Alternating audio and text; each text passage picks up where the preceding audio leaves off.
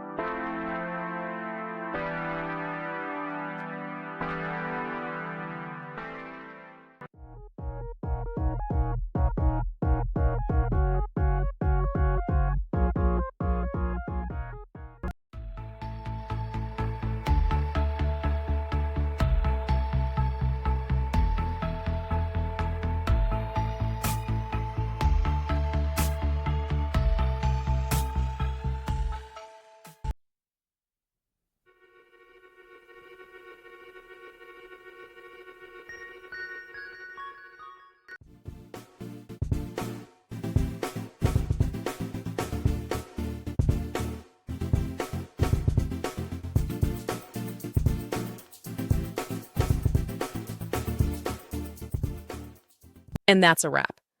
I hope you found the answer you were looking for. If you did, take a second to hit that subscribe button, it really helps out. And let me know in the comments which solution worked best for you. See you next time in the debug zone.